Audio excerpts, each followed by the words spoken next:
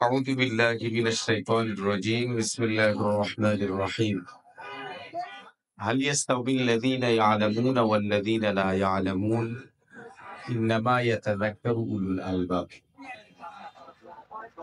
وقال رسول الله صلى الله عليه وسلم طلب العلم فريضة على كل مسلم أو مسلمة أو كما عليه الصلاة والسلام আমরা আল্লাহ রাব্বুল আলামিনের দরবারে শুকরিয়া জ্ঞাপন করছি যে মহান মালিক মহান মুনিব আমাদেরকে কোনো অপসংস্কৃতির দিকে ধাবিত না করে এই সুন্দর ইসলামী একটি বইমেলায় এই অনুষ্ঠানে আসার মতো সুযোগ যে আল্লাহ করে দিয়েছেন, মনের যে পরিবর্তন আল্লাহ করে দিয়েছেন, এজন্য এই মুনিবের দরবারে সমস্ত প্রশংসা নিবেদন করছি, শুকরিয়া জ্ঞাপন করছি। আলহামদুলিল্লাহ। সম্মানিত উপস্থিতি, আজকে এই যে ইসলামী এই অনুষ্ঠানগুলো, এই বইমেলা বা অন্য যে বইমেলা আপনারা অবশ্যই দেখেছেন, একুশের বইমেলা যেরকম চাকচিক্যপূর্ণ, যেরকম আকর্ষণীয় হয়, ইসলামিক এই বইমেলা হয়তো আমরা এত পাক্কা মোমেন, আমরা খবরও রাখি না যে এরকম একটি বইমেলা হচ্ছে বা চলছে। তো কোরআনুল কারীমের একটি আয়াতের সাথে কেন যেন আমাদের সংস্কৃতি, আমাদের তাহজিব তামাদ্দুন, আমাদের কৃষ্টি কালচার, আমাদের সভ্যতা, এই সবকিছুর সাথে কেন যেন মিলে যায়। যদিও আল্লাহ রাব্বুল আলামিন এই আয়াতে কারিমায় অস্বীকারী যারা, কাফের যারা, তাদেরকে উদ্দেশ্য করে বলেছেন, কিন্তু বৈশিষ্ট্যগত দিক থেকে, চারিত্রিক দিক থেকে, অভ্যাসগত দিক থেকে, কর্মগত দিক থেকে, বাস্তবায়নের দিক থেকে আমাদের সাথে কেন যেন মিলে যায়, যদিও বা আমরা জাতি মুসলিম। আল্লাহ রাব্বুল আলামিন কোরআনুল কারীমে বলেছেন, ক্বালাল্লাযীনা কাফারু লিল্লাযীনা আমানু আইয়ুল ফারিকাইনি খায়রুম মাকামা ওয়া আহসানু নাদিয়া। কাফেরেরা ঈমানদারদেরকে বলল যে, দেখো তোমরা ঈমানদার একটি দল আর আমরা বেঈমান, আমরা অস্বীকারী, আমরা কাফের, আমরা আরেকটি দল। এই দুই দলের মধ্যে যদি আমরা কম্পেয়ার করি, আমরা যদি তুলনা করি, তা আমরা দেখবো যে আমরা কাফের যারা, কাফেরদের ভাষ্য আমাদের দলটাই খুব ভারী, আমাদের অনুষ্ঠানগুলো খুব আকর্ষণীয় হয়, খুব চাকচিক্যপূর্ণ হয়। এই কাফেররা এই কথাগুলো মোমেনদেরকে বলল। তা আজকে ক্লোজাবন, তারপরে বাণিজ্য মেলা, যদি এর মধ্যে ভালো দিকও আছে, অনেক বিষয়গুলো ভালো আছে, কিন্তু এইরকম যত অপসংস্কৃতি, যত অন্যান্য মেলাগুলো আছে, এইগুলো যেরকম চাকচিক্যপূর্ণ, সেই চিনমন্ত্রী সম্মেলন থেকে কত সুন্দর তাদের ঘের, কত সুন্দর তাদের পরিবেশনা, গান বাজনা করার জন্য দর্শক বা পাঠক এদেরকে আকর্ষিত করার জন্য যত ধরনের আয়োজন করা দরকার, তারা গায়কদের, গায়িকাদের, নায়কদের, নায়িকাদের, সমাজে যারা তারকা নামে খ্যাতি অর্জন করেছে, যদিও এরা আল্লাহর অপ্রিয় তাদের কর্মের কারণে, কিন্তু এই লোকদের আধিপত্য, এই লোকদের পরিচিতি, এই লোকদের জাগতিক সম্মান খুব বেশি। এদের কথা যখন আমরা হয়তো নামাজিরাও যখন শুনি, আজকে এই মাঠে যদি এরকম একজন ভাইরাল বা এরকম একজন ব্যক্তির কোনো নাম এইখানে থাকতো বা সে আসবে, এটা যদি কেউ জানতো, এই মাঠে এই অল্প জায়গায় লোক সংকুলান হতো না। অথচ আল্লাহ এই কথা কিন্তু সেই ১৫০০ বছর আগেই বলেছেন। কাফেররা ঈমানদারদেরকে বলে যে, দুটি দলের মধ্যে তোমরা দেখো কোন দলটার চাকচিক্যপূর্ণতার দিক থেকে এরা সেরা। তোমরা মুসলমান, তোমাদের সম্পদ নেই, তোমরা ইসলামিক জলসাগুলো করছো, তোমাদের সেই যেই ডেকোরেশনটা যেমন হওয়া উচিত ছিল, যেরকম পাঠকদেরকে আকর্ষণীয় করা উচিত ছিল, সেটা তোমরা ওইভাবে করতে পারোনি। সাদামাটা, একদম সিমসাম, একদম সিম্পল, এইভাবে তোমরা করেছো। তো ভালো কাজে আমি এই তো একটি বই কিনবো না, কিন্তু আমি যদি এখানে আসি, আমি আসার কারণে একজন ব্যক্তি বৃদ্ধি পেল। এতে করে ইসলামী এই বই যারা প্রকাশ করতে এসেছেন, বিক্রি করার জন্য এসেছেন আপনাদের কাছে, এটা একটা দাওয়াতেরও মাধ্যম বটে। তারা পৌঁছে দেওয়ার জন্য এসেছেন, এজন্য তাদের উৎসাহ দেওয়া হলো। মানুষেরাও দেখলো যে না, এই জিনিসগুলো খুব ভালোভাবেই হচ্ছে, মানুষ এগুলো চায়। আমরা বইমেলায় গিয়ে আমি এমন একটি বই কিনলাম, যেই বই আমাকে পরকালের কোনো সন্ধান দিতে পারলো না। যেই বই আমাকে নাজাতের কোনো রাস্তা দেখাতে পারলো না। আপনি রবীন্দ্রনাথের রচনা সামগ্রী কিনুন, কি শিখাবে আমাদের?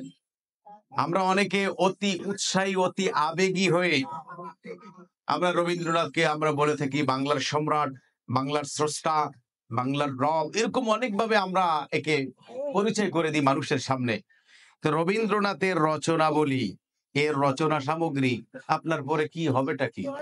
জাগতিকভাবে আপনি কিছু শব্দ অর্জন করলেন, কিছু জ্ঞান অর্জন করলেন, কিছু না কিছু আপনি অর্জন করতে পারেন ঠিক। কিন্তু এই গ্রন্থগুলো, এই রচনাগুলো আপনাকে আখেরাতের কোনো পাথেয় দেখাবে না। আখেরাতের পাথেয় দেখাবে, আখেরাতের পথ দেখাবে, আখেরাতের রাস্তা দেখাবে। সেটা হলো এই জাতীয় মেলা, এই জাতীয় প্রকাশনা, এই জাতীয় বই। এখানে যতগুলো বই পাবেন, সেটা গল্পের আদলে হোক, ইতিহাসের আদলে হোক, তাফসিরের আদলে হোক, যেভাবেই হোক না কেন, সেখানে কোরআনের ফ্লেভার পাবেন, হাদিসের ফ্লেভার পাবেন, কোরআন হাদিসের নির্যাস এখান থেকে পেয়ে যাবেন। দেখুন, আমরা কিন্তু অনেক ভাবে আমাদের উপার্জিত সম্পদ বিভিন্ন ভাবে আমরা অপচয় করছি। এই ভালো কাজগুলোতে আমরা যেমন নিজেরা উৎসাহিত হই না, অন্যকেও আমরা এনকারেজ করি না, অন্যকেও আমরা উৎসাহ উদ্দীপনা দেই না। আমি নিজে কিনতে পারছি না, আরেকজনকে তো আমি উৎসাহ দিতে পারছি যে ভাই আপনি একটি বই কিনুন, বইকে বন্ধু বানান, বইকে সাথী বানিয়ে নিন। এই বই কখনো আপনার সাথে বিশ্বাসঘাতকতা করবে না। এই বই আপনাকে পরকালের পথ দেখাবে। এই এই প্রকাশনা থেকে যেই বইগুলো প্রকাশ হচ্ছে, এগুলো আপনাকে পরকালের ভীতি শিখাবে। এগুলো আপনাকে জাহান্নাম থেকে বাঁচানোর একটি রাস্তা বাতলে দিবে, দেখিয়ে দিবে। এই জন্য আমরা যারা এখানে এসেছি, আরো একদিন বাকি আছে। অন্যরা যারা আসতে পারেনি তাদেরকে আমরা দাওয়াত দিয়ে নিয়ে আসবো। দেখুন, আমরা মজা করে বা নিজের কিছু ক্ষুধা মিটানোর জন্য আমাদের যে খাট বা পালঙ্কের কাছে আমরা কিছু চিপস রেখে দিই, কিছু বাদাম রেখে দিই। এই জাতীয় কিছু খাবার, মিক্স যে কিছু খাবার আছে, অর্গানিক কিছু খাবার, সেগুলো আমরা রেখে দিই। চানাচুরের একটি প্যাকেট আমরা রেখে দেই। সেখান থেকে নিয়ে আমরা খাচ্ছি। হাতে নিয়ে আমি পত্রিকা পড়ছি। কিন্তু আমি যদি এইটাকে একটু ঘুরিয়ে দেই, এমন এলেম আল্লাহ কোরআনের মধ্যে দিয়েছেন, এমন এলেম হাদিসের মধ্যে রয়েছে, আপনি যত পড়বেন তত আপনি আনন্দিত হবেন, আপনি খোরাক পাবেন। আপনার মনের যে প্রশ্নগুলো, সেই প্রশ্নের জবাবগুলো আপনি পেয়ে যাবেন। কিন্তু আমরা এগুলো করি না। আমরা শখের বশবর্তী হয়ে চিপস খেতে পারি, শখের বশবর্তী হয়ে আমরা একটি বই খাটের উপরে রাখতে পারি না। ঘুম আসছে না, দেখি আমি একটা তাফসীর দেখি, দেখে আমি একজন মুসলিম মনীষীর একটি জীবনী পড়ি, তার জীবন থেকেও আমার অনেক কিছু শেখার আছে।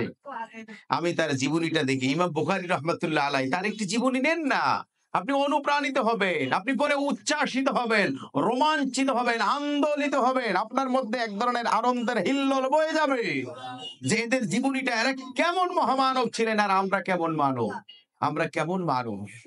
ইমাম বুখারী রহমাতুল্লাহ আলাইহি তিনি বলেছিলেন তার ঐতিহাসিক উক্তি, মা খুলিকতু ইল্লা লিল হাদিস।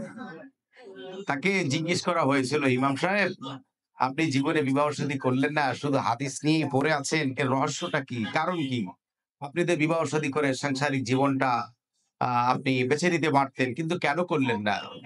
ইমাম বুখারী রহমাতুল্লাহ আলাইহি তিনি বললেন যে আমি এই কারণে এটা করিনি, আমার মনে হয় আল্লাহ আমাকে সৃষ্টি করেছেন আমি যেন এই হাদিস নিয়েই পড়ে থাকি। এটাই আমার কাছে মনে হয় মূল কারণ। এজন্য আমি বিবাহ শাদী, এই সাংসারিক সুখ, শান্তি, আনন্দ, আমোদ প্রমোদ, এদিকে আমি ধাবিত হইনি। আমার আনন্দ, আমার বিনোদন, আমার রিক্রিয়েশন এটা হলো হাদিস। আমি যেন হাদিস সংরক্ষণ করি, আমি যেন হাদিস পড়ি। আজকে দেখুন এই মানুষকে আল্লাহ কিভাবেই কবুল করেছেন যে গোটা দুনিয়ার মানুষ, যখনই আপনি কোনো কোট করবেন, কোনো রেফারেন্স দিবেন, এস্টাবলিশ করতে চান কোন দলিল, তখন যদি আপনি বলেন যে এটা বুখারী, এই হাদিসটি বুখারীতে এসেছে, তখন সকলেই চুপ হয়ে যান, খামোশ হয়ে যান। কারণ আমাদের একটা ধারণা আছে, বিশ্বাস আছে যে বুখারীতে যে হাদিসগুলো এসেছে এগুলো সহিহ এবং এই হাদিস মেনে নেওয়ার মতো। এতটা কোরবানি খেদমত, বিবাহ শাদী করলেন না, তা আমরা এদের জীবনীগুলো পড়ি। আর এরকম জীবনী এখানেই পাবেন। ইমাম আবু হানিফা রহমাতুল্লাহ আলাই তার একটা জীবনী আমরা পড়ি। তার জীবনটা কেমন ছিল আমরা একটু দেখি। ইমাম আবু হানিফা রহমাতুল্লাহ আলাই, আল্লাহ যে তাকে কি প্রজ্ঞা, কি দূরদর্শিতা, জ্ঞানের গভীরতা, কি পরিমাণ যে দিয়েছিলেন এবং তার ওস্তাদরাও যে কোন মানের ছিলেন, সেরকম একটি ঘটনা আমি আপনাদেরকে শোনাচ্ছি। ইমাম আবু হানিফা রহমাতুল্লাহ আলাই তিনি যখন ছোট, ওস্তাদের কাছ থেকে তালিম নিচ্ছিলেন, এই অবস্থায় তার ওস্তাদের কাছে জনৈক ব্যক্তি একটি প্রশ্ন নিয়ে আসলেন। প্রশ্নটা ছিল এমন যে, হুজুর, আমার ঘরের মধ্যে আমার স্ত্রী দুধ রেখেছিলেন, আর এই দুধটা ছিল ঢাকনাবিহীন পাত্রের মধ্যে, ঢাকনা মুক্ত ছিল। কিন্তু আমি দেখলাম ঘর থেকে কুকুরও একটা বেরিয়ে আসলো, এমন অবস্থায় যে জিহ্বাটা সামনে বের করতে করতে চাটতে চাটতে এরপরে বেরিয়ে গেল। কিন্তু ঘরের মধ্যে ঢুকে আমি দেখলাম দুধের পাত্রে যে দুধ ছিল, এই দুধ কোনো নড়াচড়া বা কুকুর যে পান করেছে এরকম কোনো সিম্পটম, এরকম কোনো আলামত দেখতে পেলাম না। তো হুজুর, আমি কি বা আমার পরিবার এই দুধ কি পান করতে পারবে? তখন হুজুর জবাব দিলেন, ইমাম আবু হানিফার ওস্তাদ তিনি জবাব দিলেন, হ্যাঁ, এই দুধ চাইলে আপনারা পান করতে পারবেন। এখানে ইমাম আবু হানিফা তিনি আপত্তি জানালেন, হুজুর, আপনি এই ফতোয়া কিভাবে দিলেন? কারণ এই যে দুধ, এখানে কুকুর ঢাকনা মুক্ত পাত্র ছিল, পাত্রের উপরে কোনো ঢাকনা ছিল না। কুকুরটাও বেরিয়ে আসলো সেখানে জিহ্বাটা নাড়াচাড়া করতে করতে, এমন একটা ভাবসাব যে সে ওখান থেকে দুধ হয়তো মুখে লাগিয়েছে। তো এই দুধ কিভাবে মানুষ পান করবে? হুজুর বললেন, আবু হানিফ, একটু সবুর করো, একটু বড় হও, তখন তুমি বুঝবে যে আমি এই ফতুয়াটা কেন পান করার পক্ষে দিলাম, এটা তুমি তখন বুঝবে। ইমাম আবু হানিফা রহমাতুল্লাহ আলাই বড় হলেন। তার একদিন প্রকৃতির ডাক, পেশাবের বেগ হলো। তিনি জঙ্গলের পাশে পেশাব করার জন্য, হাজত পূরণ করার জন্য তিনি প্রবেশ করলেন। আর অপর আরেক প্রান্ত থেকে আরেক মেয়ে, সেও ওখানে প্রবেশ করলো। করার পরে সেও তার যেই প্রকৃতির ডাকে গিয়েছিলেন সেটা তিনি সম্পূর্ণ করলেন। ইমাম আবু হানিফা করে সালোয়ারটা পড়তে পড়তে বেরিয়ে আসলেন। মেয়েটাও ওই দিক থেকে তার বস্ত্রটা পড়তে পড়তে বেরিয়ে গেলেন। এটা দূর থেকে কয়েকজন ব্যক্তি তাদের দৃষ্টিগোচর হলো, তারা দেখে ফেললেন। দেখে ছি ছি ছি, ইমাম আবু হানিফা এই ধরনের ন্যাক্কারজনক এইরকম জঘন্য কাজ করবে, এটা আমরা মেনে নিতে পারি না। আপনারা কি কথাগুলো বুঝতেছেন? এই বইমেলায় আসার গুরুত্বটা কি? আমরা কাদেরকে জানবো, কাদেরকে নিয়ে ভাববো, কাদের জীবনী আমরা পড়বো, কেন এখানে আসবো, এই কথাগুলো বোঝাতে গিয়েই রেফারেন্সটা টানছে, এগুলো বলছি। ইমাম আবু হানিফা রহমাতুল্লাহ আলাই তার ওস্তাদকে কি বললেন যে, হুজুর, আপনার এই ছাত্রের ব্যাপারে আমাদের যে একটা সুধারণা ছিল, একটা বিশ্বাস ছিল, সেই জায়গায় আগুন লেগেছে, পচন ধরেছে। কেন? এই ছাত্র এমন এক অনাকাঙ্ক্ষিত ঘটনা ঘটিয়েছে, এটা আমাদের চিন্তার বাইরে ছিল যে এর দ্বারা এইরকম কাজ হতে পারে। আমরা এটা মেনে নিতে পারছি না। হুজুর বললেন, খুলে বলো ঘটনা কি? যে ঘটনা হলো এইরকম। এক প্রান্ত থেকে দেখলাম একটা মেয়ে, সে তার পরিধেয় বস্ত্রটা পড়তে পড়তে বেরিয়ে আসলো। ইমাম আবু হানিফাকেও দেখলাম পায়জামাটা পড়তে পড়তে বেরিয়ে গেল। তো আর বাকি থাকে কি? সবই তো বুঝে ফেললাম। হুজুর বললেন, দেখো, আমার এই ছাত্র এই ধরনের তোমাদের যে ধারণা, কুধারণা, এই আলোকে আমার ছাত্র এরকম জঘন্য কোনো কাজ করে নাই। ইমাম আবু হানিফাকে ওই যে সেই ওস্তাদ, মনে আছে না আপনাদের? সেই ওস্তাদ ডাকলেন, আসো। আবু হানিফ, জি হুজুর। তুমি বলো তো, এখন তুমি বলো, ওই যে দুধের ফতুয়া দিয়েছিলাম যে দুধ পান করা জায়েজ, করা যাবে, তুমি বলো তো দুধ পান করা কি এটা কি ঠিক ছিল? ইমাম আবু হানিফা শির অবনমিত করে এরপরে বললেন, হ্যাঁ হুজুর, দুধ পান করা ঠিক ছিল। কেন? সিম্পটম তো সবই এক। তুমি যেভাবে গিয়েছিলে, মেয়েটাও যেভাবে গিয়েছিলে, তাতে তো মনে হয় যে তোমরা জেনাকারী। তোমাদের চরিত্রের চারিত্রিক কোনো প্রবলেম আছে। তোমরা চরিত্রহীন। এটা তো মনে হয়, এটা স্বাভাবিকভাবে মানুষ ধরেও নিয়েছে। কিন্তু এরপরও তুমি নিজেকে সাধু কিভাবে পরিচয় দিবে? ইমাম আবু হানিফা বললেন, হ্যাঁ হুজুর, ওই দুধের ফতুয়া যে কুকুর দুধ পান করেনি, এটা আমি এবার বুঝতে পেরেছি। তো এইরকম ইমাম, আইম্মা, এইরকম মহামানব যারা, তাদের জীবনীগুলো এখানে পাবেন। এখান থেকে সেগুলো নিবেন। এগুলো পড়ে পড়ে আপনি উৎসাহিত হবেন যে, না, আমাকে এরকম একজন সুপার কোয়ালিটি সম্পন্ন ব্যক্তি, এরকম একজন উঁচু মাপের, ভালো মাপের একজন বান্দা আমার হওয়া দরকার। সবচেয়ে প্রধান যেই কথা, প্রণিধানযোগ্য যেটা কথা, সেটা হলো কোরআন। কোরআনের এলেম আপনার যত বৃদ্ধি পাবে, যত বাড়বে, আপনি তত সোনায় সোহাগা হবেন। কোরআনের সাথে যাদের সম্পৃক্ততা বৃদ্ধি পাবে, তাদের সুনাম সুখ্যাতিও ছড়িয়ে পড়বে। আমাদের দেশে একটি বাড়ি যদি চেয়ারম্যান সাহেবের বাড়ি হয়, সেই বাড়িটার মূল্য বেড়ে যায়, কদর বেড়ে যায়। আমরা কথায় কথায় বলি যে এটা চেয়ারম্যান সাহেবের বাড়ি, আমরা কথায় কথায় বলি এটা এমপি সাহেবের বাড়ি, আমরা কথায় কথায় বলি এটা প্রেসিডেন্টের বাড়ি। মানে ব্যক্তির সাথে সম্বোধন করে বাড়িটাকে পরিচয় করিয়ে দিই, এই বাড়িটি কার? অমুক সাহেবের। ব্যক্তির কারণে বাড়ির মর্যাদা বেড়ে যায়। আরবিতে একটি কথা আছে, শারাফাতুল মাকান বিল মাকিন। ব্যক্তির কারণে জায়গার সম্মান, ব্যক্তির কারণে জায়গার ইজ্জত। এই জায়গাটা কার? এই জায়গায় ভূমিষ্ঠ হয়েছে কে? এই জায়গায় অমুক ব্যক্তি, অমুক বান্দা। ও তাই নাকি? অমুক মহামানব, তিনি এই জায়গার। তো এটা নিয়ে আমাদের কাছেও এক ধরনের আনন্দ কাজ করে যে এরকম একজন ভালো মানুষের জায়গায়, এরকম একজন পণ্ডিত যিনি পাণ্ডিত্য অর্জন করেছিলেন, তার জন্মভূমিতে আসতে পেরেছি। আমরা পিকনিকে, ট্যুরে, সফরে, ট্রাভেলে অনেক সময় এরকম যারা নামি দামি বিখ্যাত প্রখ্যাত ব্যক্তি, এদের ঘর বাড়িতে যাই, এদের আসবাবপত্র পর্যন্ত আমরা দেখি যে এগুলো কেমন ছিল। তো বন্ধুগণ, এরকম কথা বললে অনেক কথাই আমরা শুনবো, সময়ও কম, আমার এখন এই মাহফিলে যেতে হবে, এজন্য ব্যাপক আলোচনার দিকে আর যেতে পারছি না। যেই কথা বলছিলাম, যখন কোরআনের সাথে আমাদের সম্পর্ক হবে, বাড়িটার সম্পর্ক চেয়ারম্যানের সাথে হওয়ার কারণে যদি বাড়ির ইজ্জত বেড়ে যেতে পারে, কোরআনের সাথে যদি আপনার সম্পৃক্ততা, আপনার সখ্যতা, আপনার ভালোবাসা, আপনার দরদ, আকর্ষণ যদি কোরআনের সাথে তৈরি হয়ে যায়, আল্লাহর নামে হলফ করে বলি, আপনার সম্মান ও বৃদ্ধি পাবে। এজন্যই আল্লাহ কোরআনে বলেছেন, আর রহমান আল্লামাল কুরআন খলাকাল ইনসান আল্লামাহুল বায়ান। এই রহমান, এই দয়ালু, এই মেহেরবান, তিনি আমাদেরকে কোরআন শিখিয়েছেন। তা এখন এই কোরআনের সাথে যার সম্পর্ক, কোরআনের সাথে যার ভালোবাসা, তার সাথে আল্লাহর সাথেই সম্পর্ক হয়ে যাবে। কারণ কোরআন আপনি চিনেছেন, আল্লাহ রাব্বুল আলামিন আপনাকেও চিনেছে। কোরআনের জ্ঞান আপনি অর্জন করেছেন, আপনি আল্লাহর কাছে সেরা। এজন্য আল্লাহ তুলনা দিয়ে বলেছেন, হাল ইয়াস্তাউবিল্লাযীনা ইয়ালামুন ওয়াল্লাযীনা লা ইয়ালামুন। যারা জানে আর যারা জানে না, যারা জ্ঞানী আর যারা অর্বাচীন, যারা মূর্খ, যারা অশিক্ষিত, এরা কি সমান? না, আসলে সমান হতে পারে না। তো আজ থেকে আমরা এই অঙ্গীকার করতে পারি, এই প্রমিস আমরা করতে পারি, এই ওয়াদা আমরা করতে পারি যে অন্তত ডেলি আমি একটি কোরআনের আয়াত এবং একটি হাদিস আমি পাঠ করব। এজন্য যে আপনাকে খুব বড় মাপের একজন আলেম হতে হবে, আরবি ব্যাকরণ আপনাকে জানতে হবে, এমনটিও নয়। আপনি দেখুন বাংলায় অনুবাদ কি এসেছে।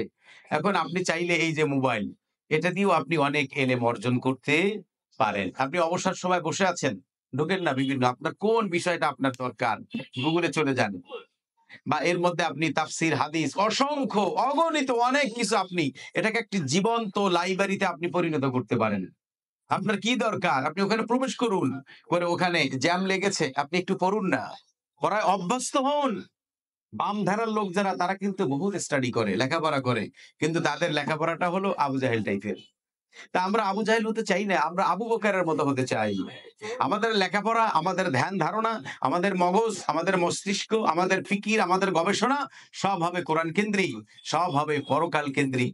যদি এরকম হতে পারি, তবে আমরা ধন্য হব। আবু জাহেলের বিদ্যা বুদ্ধি অনেক ছিল, এজন্য ওর নাম ছিল আবুল হাকিম। রসুল যখন দেখলেন যে ও আসলে একটা গবেট, ও ননসেন্স, ও স্টুপিড, ও মানব রূপী অসভ্য হায়না, ও একটা কাপুরুষ, আল্লাহ রসুলের নাম দিলেন, ও হলো আবু জাহেল, ও হলো মূর্খের বাবা, ওকে আবুল হাকাম বা আবুল হাকিম বলা যায় না। আল্লাহ নবী একদিন মক্কাতুল মুকাররমায়, কাবার কাছে, হঠাৎ করে আবু জাহেল প্রবেশ করলো। প্রবেশ করে আবু জাহেল বলল, মুহাম্মদ, তোমাকে এতটা বিভৎস, এতটা কুৎসিত লাগে, আমার মনই চায় না যে আমি তোমার দিকে তাকাই। রাসূল বললেন, আবু জাহেল, তুমি ঠিকই বলেছো। কিছুক্ষণ পরে আবু বকর রাদিয়াল্লাহু তাআলা আনহু তিনি প্রবেশ করলেন। আবু বকর প্রবেশ করে বললেন, ইয়া রাসূলুল্লাহ, আপনার চেহারাটা এত সুন্দর, আমার মনেই চায় যেন আমি শুধু আপনার চেহারার দিকেই তাকিয়ে থাকি, আমার খুব ভালো লাগে। রসুল, আমার যত ক্লান্তি, আমার যত হতাশা, দুশ্চিন্তা, গ্লানি, দুঃখ, দুর্দশা, সব মুছে যায়, ঘুচে যায় যদি আমি আপনার চেহারার দিকে তাকাই। নবী আমার খুব ভালো লাগে।